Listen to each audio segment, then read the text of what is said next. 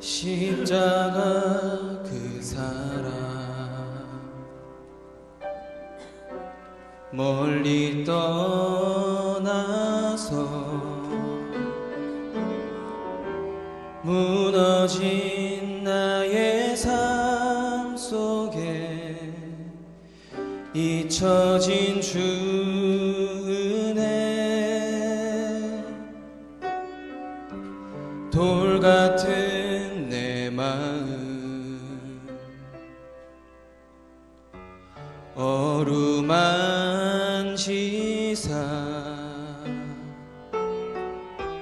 다시 일으켜 세우신 주를 사랑합니다. 주 나를 보호하시고 날 붙드시리. 나는 보배롭고 존귀한 주님의 자녀라. 주 너를 보호하시고 널 붙드시리. 너는 보배롭고 존귀한 주의 자녀라.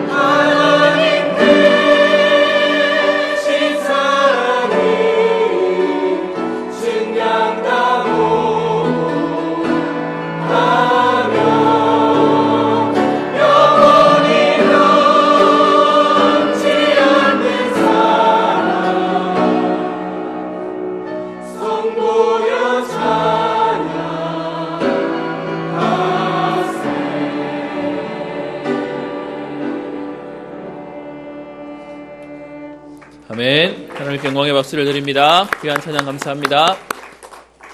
옆에 있는 분들에게 한번 인사하도록 하겠습니다. 오늘 날씨가 우중충해서 그런지요, 우중충해 보이십니다. 그래서요, 조금 밝게 인사하겠습니다. 하나님은 지금도 살아 역사하십니다. 그리스도로 충분하며 완전하며 모든 것 되십니다. 아멘.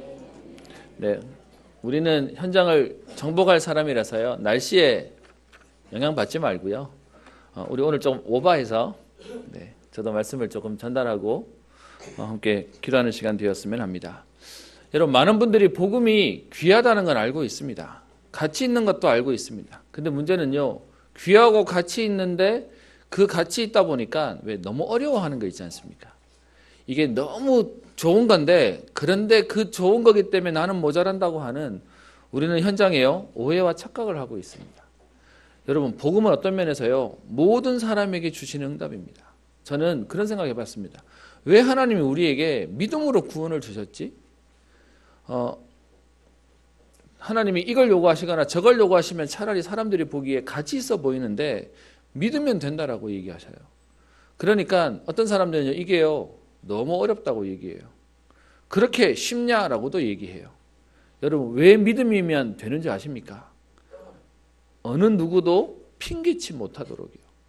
머리가 나쁜 사람이든 모자라는 사람이든 능력이 있는 사람이든 하나님 앞에 갔을 때 나는 나한테는 너무 어려웠어요 라고 하지 않을 수 있도록 믿으면 된다라고 하는, 다른 말로요, 모든 사람이 핑계치 못할 하나님이 우리에게 은혜를 주신 것입니다. 그러면 복음도 우리에게요 누구에게나 주시는 것인데 왜 우리는 신앙생활 하면 할수록 점점 어려워할까요? 특별히 여러분 기도해 주십시오. 우리 한국의 오래된 유교적인 영향으로 인해서 사실은 가장 가까워야 되는 아빠라고 하는 자리가, 우리 젊은 애들이 아빠라는 자리가 너무 어렵대요. 좋은데 어렵대요. 그렇게 해서요, 우리 경상도 서울 가도 이거 계속 시리즈로 나오는 경상도 남자가 집에 오면 하는 세 마디, 애는 밥 먹자, 자자, 이 세 마디를 한답니다. 이걸 제가 대구에서 못 들었는데 서울 가서 들었습니다. 온 동네에 지금 해외까지 소문이 나가지고요, 경상도 사람들은 세 마디만 한다음에, 그래서 제가 많이 들었던 말이 있습니다. 저보고는 별로 경상도 사람 같지 않대요. 그래서 그것도 편견이라고. 여러분, 그 좋은 아버지와의 관계가 다 끊어지고 망가져 버렸습니다. 여러분, 그래서 안타까운 게 뭔지 아십니까? 제가 현장에서 랩런트를 만나가지고요, 복음 전할 때 잘 써먹는 게 뭐냐 하면, 아버지처럼 되고 싶냐라고 얘기하면 19이 싫다고 얘기합니다. 여러분, 어쩌면 되게 안타까운 얘기예요. 그래서 그 아버지의 빈자리를 느끼는데 막상 본인들이 아빠가 되면 또 어떻게 되냐? 어떻게 할 줄을 몰라요. 그래서 그냥 그 문안처럼 가버리는 겁니다. 여러분, 제가 오늘 오늘 선언을 뭘 하려고 하냐? 여러분, 복음은 우리에게 가장 가치 있는 것으로 주셨는데 그 가치를 어렵게 만드는 것이 아니고요, 하나님 우리에게 가장 응답으로 누리게 주신 것입니다.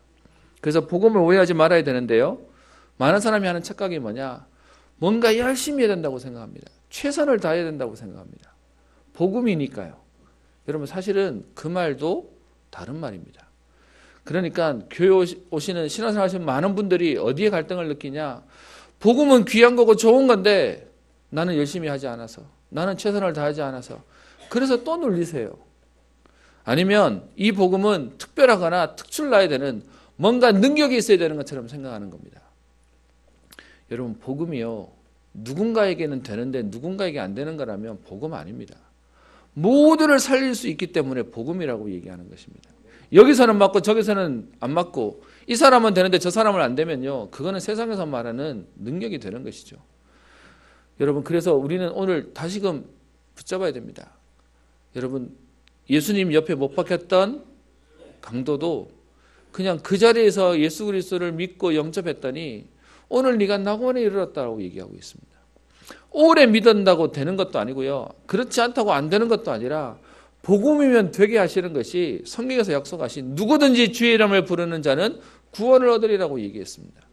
그러면 여러분, 오늘 이 자리에 와 계신 여러분들이 내가 열심히 없다, 내가 최선을 다하지 않는다, 나는 능력이 없다, 여러분 죄송하지만 다 틀린 말입니다. 복음은 그것도 문제 안 되게 하는 것입니다. 그래서 우리는 자꾸 우리도 모르게 조건을 자꾸 답니다. 그래서요, 이래야 되고 저래야 되고 열심히 해야 되고 최선을 다해야 되고, 거기에 우리가 걸려 있는 것이죠. 아니면 환경적으로 우리는 얘기를 하는 것입니다. 여러분과 함께 저는 이 자리에 은평교회, 제 어떤 면에서는 오랜 시간 저는 은평교회에서 자랐습니다. 그러면서요, 이 교회 자라면서 제 마음속에 소원이 하나 있었습니다. 하나님, 우리 교회는 언제쯤 부흥하나요? 하나님, 언제쯤 우리 교회도 좀 알루티 뉴스에도 나와보고 좀 우리에게도 좀 된다고 하는 응답도 보나요? 항상 그게 마음속에 있었습니다.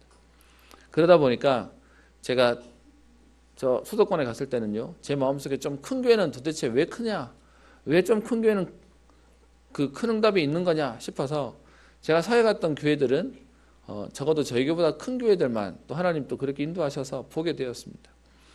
가서 보면서 야, 이래서 되는 거구나, 야, 이래서 역시 그래서 그런 거였구나, 많은 깨달음도 있었고요, 많은 안타까움도 있었고요, 또 많은 제게 소망도 갖게 됐습니다. 그런데요, 시간이 지날수록 제 속에 하나님이 주시는 다른 생각이 있었습니다. 뭐냐, 큰 교회는 클 만한 이유가 있지만 또 다른 면에서는 그 큰 교회에 대한 약점도 보게 되었습니다. 여러분 그거 아십니까? 그 WRC 우리 세계 랩너드 대회 같은 데를 가면 아예 큰 교회는 같이 갈 수 없어서요, 이제 각자 알아서 살아남습니다. 그런데 차라리 한 10명, 20명 정도 집회로 오는 그런 교회는 모여가지고 뭐도 하냐, 같이 밥도 먹고 포럼도 하고 막 이렇게 하니까 큰 교회 사람들이 뭐라 부르는지 아십니까?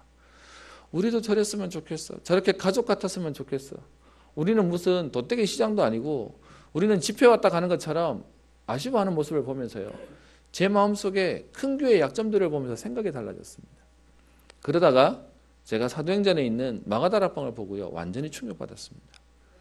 여러분 보세요, 우리가 말하는 조건과 그리고 환경과 능력으로 얘기하면 그 당시에 헤롯이 45년 동안 지었던 헤롯 성전에는 많은 인력도 또 많은 전통도 재능도 또 많은 힘도 그곳에 있었습니다. 그런데 하나님이 초대교회 로마 복음화를 그 헤롯 교회를 통해서 하지 않으셨습니다. 오히려요, 모자라 보이고 부족해 보이고 그리고 무능해 보이는 마가다락방의 120명에게 역사하셔서 하나님이 그 초대교회를 통하여 로마를 뒤집었습니다. 여러분 우리는 자꾸 착각합니다. 자꾸 눈에 보이는 육신적인 조건 가지고 그래야 될 것처럼 생각합니다. 저도 사실 그 부분에 또 잘 걸리기도 하고요. 그런데 여러분 오늘 제가 서론 마지막에 써놓은 거 있죠. 여러분 하나님이 성경에 나오는 전도의 역사를 누구를 통해 하신지 아십니까? 훌륭한 왕들을 통해 하신 게 아니고요, 노예되고 포로되고 속국된 그들을 통하여 하나님은 세계복음화의 문들을 여셨습니다. 여러분 그 얘기는 하나님이 역사하시니까 이것도 문제 안 된다라고 얘기하는 겁니다. 근데 우리는요, 자꾸 우리의 현실과 상황과 조건을 보면서 이래서 안 돼, 저래서 안 돼, 그래서 우리는 안 되는 거야 라고 자꾸 우리는 포기하게 됩니다. 사실 어제 핵심 때 서론에 이 말씀을 하셨습니다. 사람들은 돈과 명예와 인재와 미래와 또 뭔가 그런 능력들을, 그런 것들이 있어야 된다라고 얘기하는데, 그런데요, 그런 것들 전부 없어도 괜찮다. 왜냐? 그리스도로 충분하니까요. 아멘. 그리스도로 완전하니까요. 제가 이제 그 말씀을 듣는데 제 마음속에 하나님, 저도 모르게 또 불신앙하고 있었네요. 제가 여러분이 강단에서 말씀 전하지만 또 돌아서서는 인간인지라 하나님 우리에게 이런 부분도 약하고 하나님 이런 부분도 부족하고 거기에 또 걸려 있었는데, 여러분 그런 거 있으면 될 것 같습니까? 아니요. 그런 거 백날 있어도요, 하나님 은혜 안 주시면 그리스도 아니면 안 되는 것이고, 반대로요, 그리스도가 역사하시면 되는 것입니다. 어떤 면에서 여러분 사도행전 우리 앞부분에 계속 반복되어지는 우리 모습 속에 우리 기억해야 될 게 있습니다. 능력이 있어야지 됐다고요? 아니요. 베드로는 도망가던 사람입니다. 여러분 특별히 제가 이번 주에 말씀을 지난주에 여러분과 함께 베드로에 대한 말씀을 전하고 묵상하는데, 성경에 여러분 마태마가 누가 요한복음에 공통적으로 기록 다 되어 있는 에피소드가 있고요, 아니면 특별하게 거기에만 있는 그 마태마가 누가 중에 한 권에만 있는 게 있고, 아니면 두 권에 있고, 아니면 세 권에 있는 그런 내용들이 있는데, 여러분 예수님을 부인하고 도망갔던 베드로의 그 불신앙했던, 저주하고 그리고 그 맹세했던 그 구절은 마태마가 누가 요한에 다 있습니다. 여러분 그 얘기는 무슨 말이냐? 다 알고 있었다는 거예요. 실제로 그 베드로가 순교했던 것을 요한복음 기록되어 있는 것을 뒤에 AD 60년, 70년경에 기록됐다고 얘기하고요, 베드로가 부인했던 걸 22년경 정도라고 보통 얘기를 하는데, 여러분 그 내용이 마태마가 누가 요한에 다 기록되어 있었다면 알만한 사람은 다 안다는 겁니다. 여러분 그러면 한번 바꿔 생각해 봅시다. 여러분이 베드로였다면 그 쪽팔리는, 죄송합니다, 강단에 이런 말 있어서요, 그 부끄러운 일을 했던 베드로가 어느 날 성령 충만 받아가지고 지금 사람들 앞에 말씀을 전하는데 본인 스스로에 안 걸렸을까요? 내가 그때 그렇게 도망가고 부인했던 난데 이거 다 아는데, 아마 그 자리에 앉아있는 말씀 듣는 사람들이 쳐다보면서 네 옛날에 도망갔던 거 우리 다 알고 있는데 그 눈빛으로 말하고 있었을 거고요. 그걸 느끼고 있는 베드로 입장에서는 그래, 내가 지금 이래서 지금 뭐 하고 있는 거야 매일 누리지 않았겠습니까? 여러분, 그런데 베드로가 오늘 보시면 계속 초대교회 초반기 역사 가운데 하나님 주시는 은혜들을 누려요. 여러분, 아마 우리 특별히 저희 은평교회는 오래 보신 분들이 많으셔서 서로의 옛날에 했던 실수들 다 아실 겁니다. 아마 여러분 중에는 제 어릴 때 했던 실수도 아시는 분도 계실 거고요. 감사한 거는 망각의 기억을 주셔서 기억 못 하시는 분들도 계시던데, 하나님이 우리에 있는 많은 것들을 기억하게 하셔서 사실은 때로는 그게 걸리기도 합니다. 누군가가 뭔가 하려고 하면 에이 그 사람 내 아는데 뭐 이런 식으로 나올 수도 있습니다. 여러분, 베드로의 그 부끄러웠던 과거를 성경은 다 기록하고 있는데, 그런데 여러분, 하나님은 그 베드로를 다시 현장의 모델로 쓰세요. 응답으로 쓰세요. 여러분, 그 얘기는 무슨 말입니까? 지난 우리의 나를 묻지 않으신다는 겁니다. 지난 우리의 과거를 하나님은 탓하지 않으시고 하나님은 오늘 우리에게 새 일을 행하시며 새 응답을 주시겠다고 얘기합니다. 그래서 여러분 기억하세요. 복음은요, 포로되고 노예되고 속국되었던 그들을 통하여 하나님은 하나님의 일들을 이루셨습니다. 그래서 고린도전서 1장 18절부터 25절에 말씀하고 있죠. 하나님의 약하심이 사람보다 강하고 하나님의 어리석음이 사람보다 지혜롭다. 그러면서요, 오직 부르심을 받은 자들에게는 헬라인이나 유대인이나 그리스도는 하나님의 능력이요 하나님의 지혜가 된다. 여러분, 그래서요, 우리의 약함 때문에 더 이상 걸리지 마셔야 됩니다. 성경은 계속해서 얘기합니다. 능력자가 할 수 있는 게 아니라 그리스도가 하셨다라고 말씀하고 있는 것입니다. 여러분, 그런 가운데 오늘 우리 사도행전 4장에 보면 사도들이 안전병을 일으켰던 역사들이 일어나는데, 힘으로 관리들과 장로들과 서기관들이 이 베드로와 요한 사도를 흔드는 장면이 오늘 본문 속에 나옵니다. 우리 한번 보실까요? 여러분, 사도행전 4장 1절에 보면 사도들이 백성에게 말할 때에 지금 안전병을 일으키고 3장 12절 13절 뒷부분에 나오는 솔로몬 행각에서 사람들이 주목할 때 왜 우리를 주목하느냐, 그러면서 나사렛 그리스도 예수 이름을 전하는 그때 제사장과 성전 맡은 자와 사두개인들이 지금 이 베드로와 요한을 잡아서 가둡니다. 그리고는 오늘 5절에 이튿날 관리들과 장로들과 서기관들이 예루살렘에 모였는데 라고 해서 오늘 공회 재판하는 장면이 나옵니다. 여러분, 이 자리는 사실은요, 무시무시한 자리입니다. 우리처럼 지금 변호하거나 변론할 수 있는 자리가 아니라 딱 잡으려고 작정해서 사실은 함정으로 만들어 놓고 형식만 취하고 있는 자리입니다. 4장 6절에 보시면 대제사장 안나스와 가야바와 요한과 알렉산더와 및 대제사장의 문중이 다 참여하여 라고 되어 있는데요. 여러분, 이 기록이 사실은 똑같은 판인 게 뭐냐 하면, 여러분 제가 페이퍼에다가 해드렸는데요. 요한복음 18장 12절부터 14절에 보시면 요 사람들 이름이 또 나옵니다. 사실은 그 앞에 있었던 상황이죠. 예수님이 겟세마네 동산에서 기도하시고 그리고 기도를 마치고 난 이후에 이제 때가 됐다라고 얘기했을 때 로마 군인들이 지금 예수님을 잡으러 와서 예수님이 잡혀가시죠. 여러분, 그렇게 잡혀간 예수님이 처음에 어디로 간지 아십니까? 로마 군인이 잡으러 왔는데 재판하러 지금 이 안나스와 가야바 그리고 그 공회 앞에 서는 내용이 요한복음 18장에 나와 있습니다. 그래서 그 공회 앞에 갈 때 베드로가 따라왔다가 그 바깥에 들어가지는 못하고 바깥에서 불 쬐고 있는데 당신도 그 당 아니냐라고 얘기할 때 나는 몰라요, 무슨 말인지 모르겠어요 해서 3번 저주했던 게 그 공회 앞에 있었던 자리입니다. 여러분, 그렇게 예수님이 그 자리에서 처형받으셨던 걸 기억하는 베드로가 다시 그 자리에 섰어요. 그들 앞에 섰어요. 세속말로 말하면 트라우마 안 되겠습니까? 예수님을 잡아 죽였던 그 현장에 지금 베드로가 다시 그 현장에 딱 서는 겁니다. 그때 인물하고 똑같은 인물들이에요. 안나스와 가야바와 오늘 6절에 나와 있는 요한과 알렉산더, 여기에 대한 기록은 성경이 말하지 않아서 사실 더 자료가 없긴 하지만 분명한 것은 똑같은 자리에 예수님이 십자가에 처형받았던 그 상황에 베드로가 지금 그 자리에 가는 겁니다. 여러분, 그 자리에 갔던 베드로가 기억 안 났겠습니까? 그 바깥에서 불 쬐고 있다가 부인했던 기억하는 그 베드로가 그 자리에 갔을 때 심리적으로 부담 안 느꼈겠습니까? 어떤 면에서는 위축 안 됐겠습니까? 그리고 질문도 똑같아요. 7절에 사도들을 가운데 세우고 묻되 너희가 무슨 권세와 누구의 이름으로 이 일을 행하느냐?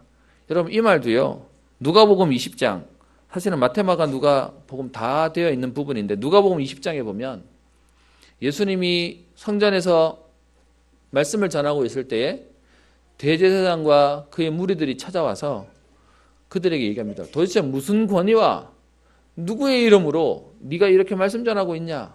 왜냐하면 여러분, 교회마다 유대인들의 회당도 질서가 있었잖아요. 아무나 메시지 할 수 있었던 게 아니라 해도 되지만 누가 나서지도 않아요. 그러니까 랍비와 자기들의 전통에서 임명받은 사람과 소위 말하면 교육받고 훈련받았던 자격이 있는 사람들이 했는데 베드로가 지금 이렇게 하게 되니까 예수님을 잡아 죽일 때 썼던 말과 똑같이 누구의 권위로 지금 하고 있냐? 그래서 오늘도 어떻게 해요? 너희가 무슨 권세와 누구의 이름으로 이 일을 행하였느냐라고 지금 질문하고 있습니다. 여러분, 이 상황에 베드로가 담대히 말할 수 있었겠습니까?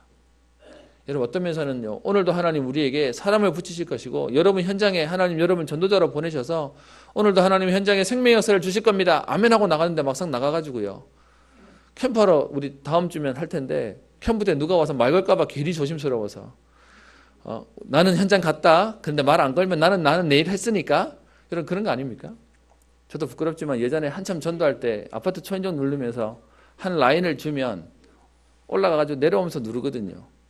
근데 여러분, 눌러서 반응 없으면 속으로 마음에는요, 행복해요. 왜? 나는 눌렀거든. 사람이 없는 거니까. 난 내 할 일 한 거야. 뭐 이런 거 있지 않습니까? 그게 우리가 가지고 있는 부담감인데요. 오늘 베드로가 지금 그 현장에 그 자리에 세워지게 된 겁니다. 근데 여러분, 베드로의 인생이 완전히 바뀌어 버렸어요. 힘 있는 그들한테 두려워하고 겁먹고 도망가고 부인하고 맹세했던 베드로가 아니라 오늘 그 현장 속에 힘이 없어 보이는 베드로와 요한이 어떻게 고백했는지 한번 봅시다. 여러분, 8절에 보시면요, 베드로가 성령이 충만하여 이르되 백성의 관리들과 장로들아 라고 하면서요, 어떤 면에서는 그들의 이름을 함부로 눈을 마주치는 것도 어려워서 조심해야 되는데 그들에게 오늘 얘기합니다. 9절, 만일 병자에게 행한 착한 일에 대하여 이 사람이 어떻게 구원을 받았느냐고 오늘 우리에게 질문한다면 10절에요. 너희와 모든 이스라엘 백성들은 알라. 너희가 십자가에 못 박고 하나님이 죽은 자 가운데서 살리신 나사렛 예수 그리스도의 이름으로 이 사람이 건강하게 되어 너희 앞에 섰느니라. 나사렛 예수 이름을 담대하게 설명합니다.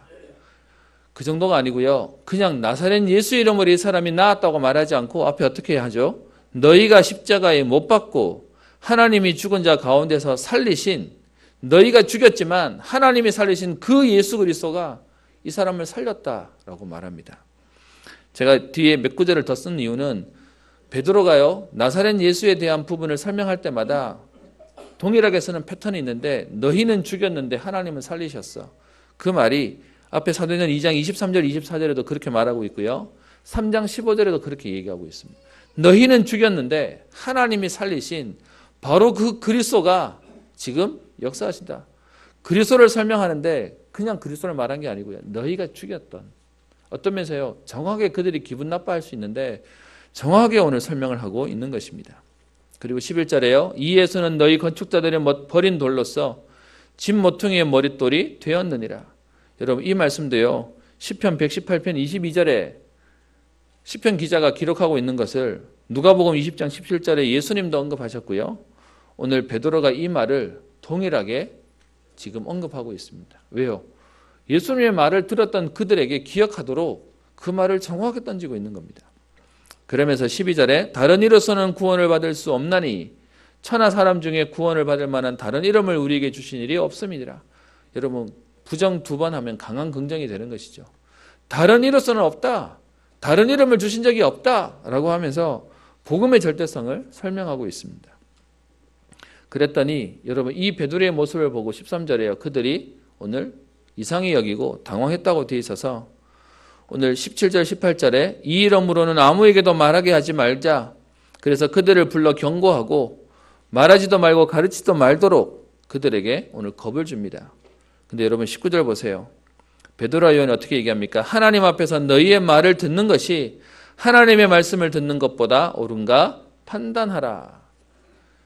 여러분 여종이 와가지고 너도 그 당이지 않냐라고 얘기했을 때 부인했던 베드로가 오늘요 너희 말 듣겠냐 하나님 말씀 듣겠냐 라고 말하면서 담대하게 얘기합니다. 그리고요 뒤에 20절에 우리는 보고 들은 것을 말하지 아니할 수 없다. 여러분 베드로가 어떻게 이렇게 변했겠습니까? 베드로가 힘을 냈으니까요. 여러분 아시죠? 힘없는 사람이 힘 있는 척 했다가 더 걱정됩니다. 괜히 센 척 말했다가 돌아서서 가슴이 더 콩닥콩닥 뛰는 게 사람인 거죠. 힘 있는 사람들이 누르는데 힘없어 보이는 베드로와 요한이 오늘 믿음의 고백을 하고 있습니다. 왜요? 하나님이 은혜를 주시니까요. 하나님이 베드로의 인생을 바꾸신 겁니다. 아까 얘기했던 부인하고 도망가고 안 되던 베드로의 인생이 마가다락방에 성령을 체험하고 난 뒤에 새 인생의 응답을 누리게 된 것입니다. 그것을 인생 기억이라고 얘기하고요. 그리고 그것을 영적인 부흥이라고 얘기합니다. 흔들리지 아니할 생명 걸 만한 하나님 주시는 힘을 얻고 응답을 누린 것입니다. 여러분 내가 안 된다고 하시는 분 계십니까? 그 나이에 속지 마시고요. 조건과 환경과 나라고 하는 모습에 속지 마시고 오늘도 복음을 보시고 복음을 붙잡게 되기를 주의 이름으로 축원합니다. 그 복음이 오늘 베드로의 인생을 바꾸고요. 그 정도가 아니라 이런 베드로를 보면서 사람들이 오늘 13절에 이렇게 표현하죠. 그들이 베드로와 요한이 담대하게 말함을 보고 그들을 본래 학문 없는 범위로 알았다가 여기서 말하는 본래 학문 없는 범위는 무슨 말입니까? 그 자기들의 유대교 교리대로 배워서 랍비의 교육을 받아서 랍비란 말이 교사라는 말, 가르치는 자란 말이잖아요. 그런 자격이 없는 베드로였다는 거예요. 그래서 이 얘기는 지금 우리로 말하면 신학 공부한 것도 아니고 어디 성경사 훈련에 나온 것도 아니고 우리 다락방에서 얘기하는 저 전도 제자, 전도 합숙까지 끝낸 그런 훈련도 못 받았는데 그런데 오늘 어떻게 해요? 그런 사람인 줄 알았는데 좀 쉽게 표현하면 비전문가인데 아직 훈련받지 못한 사람인데 이 얘기는 자기들이 말하는 훈련이죠. 그런 사람으로 알았다가 오늘 두 번째요. 이상하게 여긴답니다. 여러분 복음의 역사는 전부 다 논란인데요. 사도행전에 여러분 들어가시면 성령 충만 받았던 본인들도 놀래고 그걸 쳐다보는 사람도 놀래고 그리고 그 사도행전 3장에 들어와서 안전병을 일으켰더니 사람들이 놀래고 당사자도 놀래고 전부 다 에브리바디 놀래는 그냥 분위기입니다. 오늘 여기서 어떻게 해요? 또 베드로를 보고 사람들이 베드로와 요한을 보고 사람들이 이상히 여기고 놀라는 겁니다. 그 정도가 아니라 뒤에요. 14절에 보시면 병 나은 사람이 그들과 함께 서 있는 것을 보고 비난할 말이 없는지라. 오늘 제목을요. 불가항력적인 복음의 능력이라고 잡았습니다. 여러분 사람들은요. 말되기 좋아하고 또 그리고 이렇게 저렇게 참견하기 좋아하고 이게 맞다 저게 맞다 또 훈수뜨기를 좋아합니다. 근데 여러분 하나님이 은혜를 주시니까 어떻게 해요? 이상히 여기는 정도가 아니라 비난할 말이 없도록 하나님은 막을 수 없는 은혜를 주시는 겁니다. 거부할 수 없는 하나님의 능력을 주시는 것입니다. 여러분 복음은 우리가 이렇게 하니까 되더라 저렇게 하니까 안 되더라 그게 아니고요. 복음은 불가항력적인 은혜입니다. 거부할 수 없고 막을 수 없는 하나님의 은혜가 어느 날 우리에게 임하는 것입니다. 어느 날 그 복음의 역사가 여러분과 여러분 가정 속에 여러분의 가족과 후대서 가운데 현장 가운데 역사하시는 것입니다. 그래서요 불가항력적인 은혜라고 얘기한 겁니다.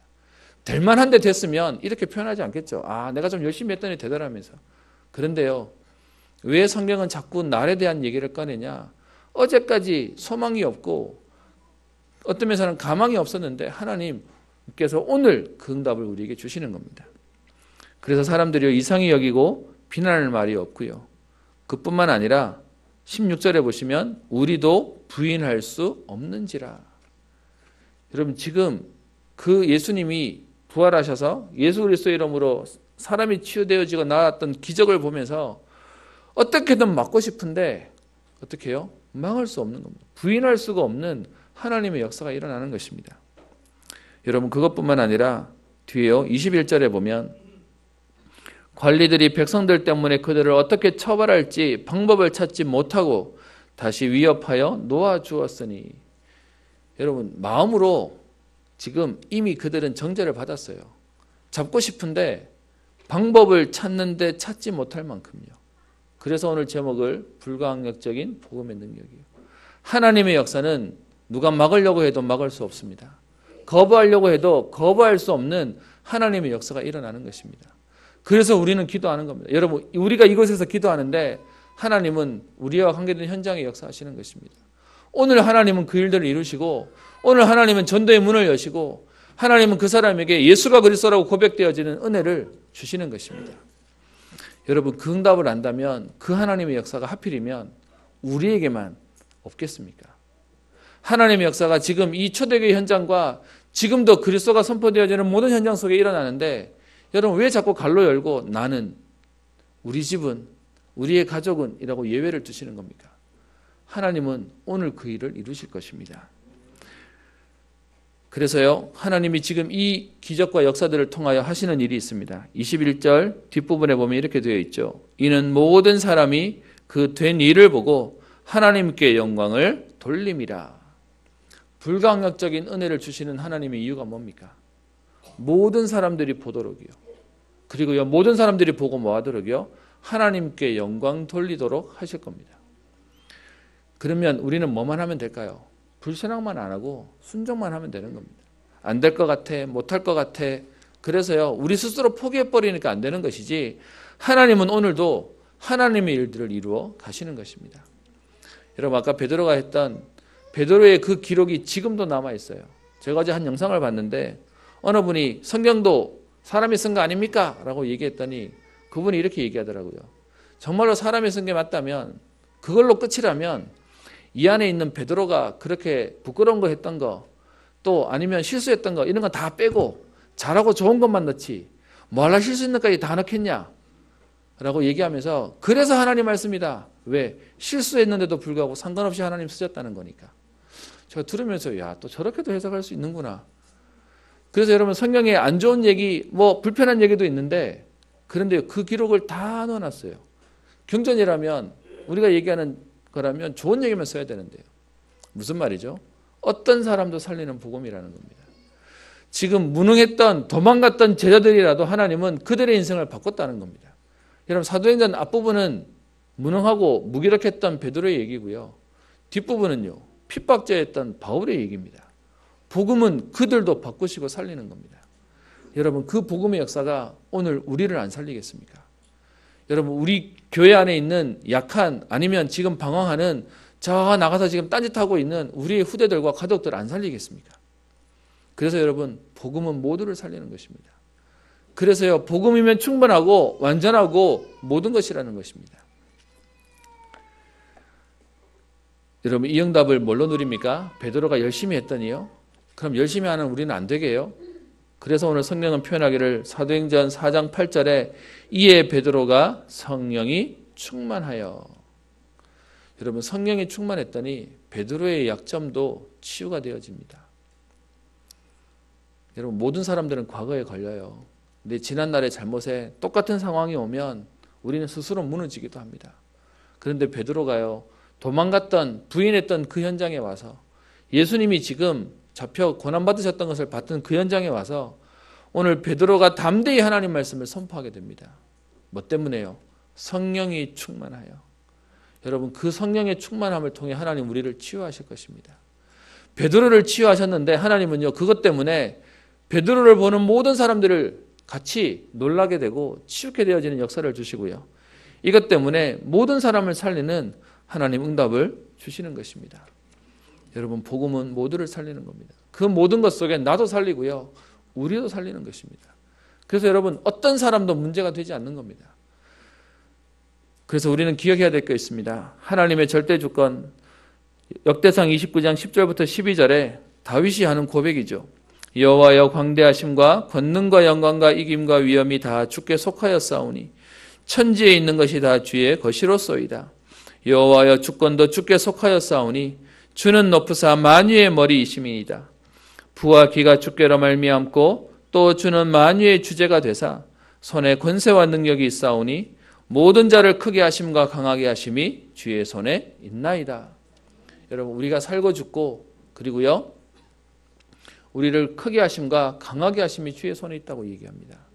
그 하나님의 주권을 우리가 안다면 여러분, 그것은 불가항력적인 겁니다. 막을 수 없고 거부할 수 없는 겁니다. 그럼 우리 할 일이 뭘까요? 그 불가항력적인 은혜를 나와 우리의 현장 속에, 우리가 가서 만나는 현장 속에, 만남 속에 하나님 그 역사들을 주옵소서. 그게 우리가 할 일이죠. 여러분, 그래서 오늘도 하나님이 역사하심을 안다면 우리는요 안 된다는 말할 이유도 없습니다. 못한다는 이유도 말할 이유가 없습니다. 하나님이 하실 겁니다. 그러면요 그 하나님의 은혜를 놓고 우리는 뭐만 하면 될까요? 우리는 낮 시간에 하나님 앞에 깊은 기도의 은혜를 누리는 것입니다. 여러분, 어떤 면에서 제가 이 강단에 서는 동안 계속 아예 마음을 먹었습니다. 하나님, 복음만 전하게 하옵소서. 그리고 어떤 면에서 오랫동안 우리에게 각인뿌리 체질되어 있는 나는 안 돼요, 나는 못해요, 우리는 이래서 안 돼요, 저래서 안 돼요 라고 하는 우리의 모든 불신앙이 우리의 잡혀있는 함정과 틀이 깨어지도록요. 여러분, 힘냈는데 힘냈을 때는 잠깐 되다가 또 돌아서면 또 안 되잖아요. 그러니까 이제는 힘내는 것도 이제 싫어지잖아요. 왜? 힘을 냈을 때 되는 거 알지만 또 힘을 풀었더니 안 되는 걸 보니까 이제는 힘내는 것도 또 돌아갈 건데 라면서 우리도 모르게 또 걸려 있지 않습니까? 그래서 여러분, 오늘 우리는 또다시 힘을 내는 것이 아니라 하나님 앞에 깊은 기도를 누리는 것입니다. 나의 영적인 부분, 나의 생각, 내 마음까지 하나님 치유하여 달라고요. 여러분, 복음 때문에 저와 여러분들이 걸려있는 모든 부분에서 참된 자유함과 해방을 누리는 응답을 누리도록요. 그래서 아침에는요 깊은 기도하랍니다. 서밋 시간을 가져라. 하나님께서 오늘도 나에게 역사하셔서 내 현장 살리고 시대 살리고 하나님 모두를 살리는 서밋 응답을 누리게 하옵소서. 그리고요 낮으로는 24시 기도하면서 우리에게 있는 틀린 각인 뿌리 체질을 바꾸는 하나님의 응답을 보게 하옵소서. 저는 그래서요 감사합니다. 제가 큰 교회 사역들을 돌아보면서 제 안에 큰 교회에 대한 부러움이 있는 게 아니라 제 안에 확실히 본 게 있습니다. 분명히 큰 교회만의 장점이 있습니다. 그것을 제가 무시하는 건 아닌데요. 하나님의 역사는 크기 때문에 역사하지 않으셨습니다. 예루살렘 교회에 역사하지 않고 하나님은 마가다락방에 역사하셨습니다. 그러면요 오늘 언약 잡은 우리에게 하나님은 역사하실 수 있습니다. 저녁으로는요 집중 기도의 시간을 누려 증인의 축복을 누려라. 여러분, 이 비밀 가지고 더 이상 갈등하지 않으려. 여러분, 베드로가 주변에서 흔들지 않아도 본인이 답을 못 내면 본인 스스로 흔들렸을 겁니다. 어떤 면에서 본인 스스로 답을 내도요 주변에서 네가 그러고도 무슨 사도냐, 네가 무슨 수제자냐 라고 흔들었으면 아마 베드로는요 또 흔들렸을 겁니다. 우리 조금 성경은 기록 안 돼 있지만 정말 베드로를 흔든 사람 없었을까요? 저는 있었을 것 같습니다. 별의별 사람들 다 있으니까요.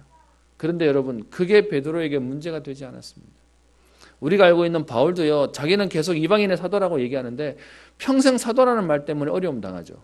왜냐? 사도는 예수님 시대에 동시대에 같이 거해야 됐는데 같이 예수님과 먹고 마시고 기적을 보고 체험해야 되는데 바울은 나중에 들어왔잖아요. 근데 자기를 사도라고 얘기하니까 사람들이 계속 비난한 게 네가 어떻게 사도냐, 너는 사도 아니야. 근데 바울은 계속 얘기해요. 나는 다메섹에서 예수님을 만나고 체험했어.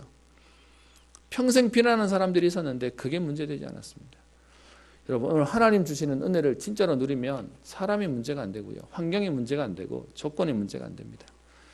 불가항력적인 오늘 복음의 능력을 통하여 여러분 개인 살리고 여러분 가족과 후대 살리며 시대와 민족과 세계를 살리는 응답의 걸음 되시기를 주의 이름으로 축원합니다. 그다음에 살아계신 하나님 아버지,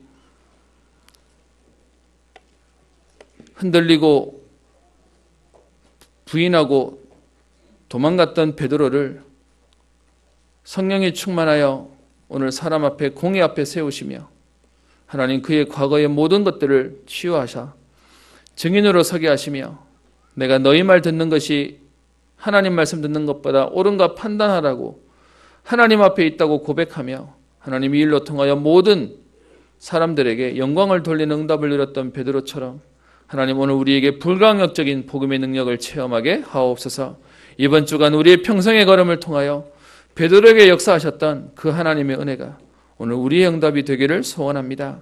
하나님, 모든 핑계가 없어지게 하시며 모든 갈등과 원망이 없어지게 하시며 모든 불신앙을 치유하는 하나님의 능력을, 응답을 누리는 전도자의 걸음 되게 하옵소서. 하나님, 이 비밀 가지고 오늘도 나를 살릴 뿐만 아니라 현장에 힘이 없고 갈등하며 또 복음이 없는 사람들을 살리는 응답을 누리기를 소원하오니 사람들이 보고 이상히 여기며 비난할 말이 없고 부인할 수 없었던 그 하나님의 응답이 오늘 우리의 응답으로 누리게 하옵소서. 감사드리며 살아계신 우리 주 예수님 이름으로 기도합니다.